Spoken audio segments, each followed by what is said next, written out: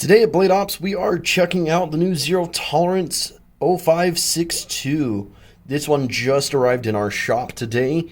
It is the new factory special series done by Zero Tolerance. Pretty much kind of a limited edition with select serial numbers. With that blue carbon fiber and the gray PVD blade, as well as the titanium scale on the back.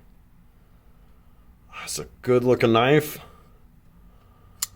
Super smooth as always.